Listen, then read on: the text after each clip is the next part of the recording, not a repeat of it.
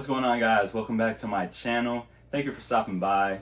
If you guys know, there's a fragrance YouTuber by the name of TLTG Reviews, and he came up with this great video idea of the Mount Rushmore of blue fragrances. He made it a tag video. He didn't tag me in specific, but along with the tags he made, he said it's an open tag video, so anybody could do it. So I'm doing it today. Let's get into it. Now, my fragrance collection isn't nearly as big as Ross's fragrance collection is, so this is going to be the Mount Rushmore of blue fragrances that I have in my collection. Now, this first fragrance is one that nobody really talks about anymore, and I'm not too sure why. It doesn't receive love, it's in nobody's list, and I still think it's amazing, and that fragrance is Polo Black. Now, the bottle isn't blue, but I would still consider this a blue fragrance. You get hit with this juicy mango note off the top, and then that dries down into some spiciness and woodiness. This stuff is really mass appealing. This is a pretty masculine scent too, in my opinion. Performance isn't its strong suit. It's about a 5 to 6 hour performer. That's kind of the downside to most Ralph Lauren fragrances, is they don't usually perform the best. But if you could look past performance and just focus on the smell, I think this is a great fragrance, and I think it should get more love than it does. So one of the fragrances on my Mount Rushmore is Polo Black.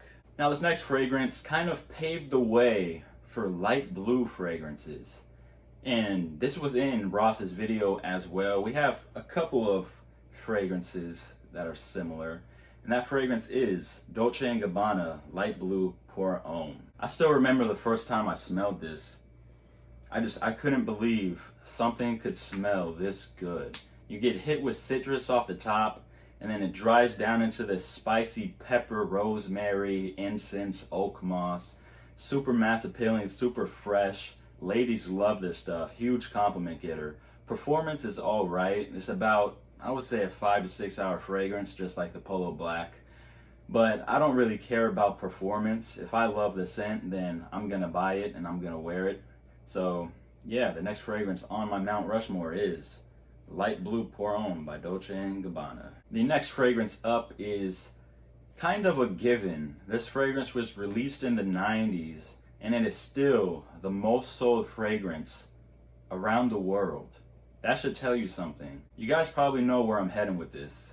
Fragrance is Acqua by Giorgio Armani. Again, this is another fragrance I couldn't believe how good it smelled. The Acqua line is actually the line that got me into fragrances. I absolutely love this stuff, hence why I have this ginormous 300 milliliter size bottle.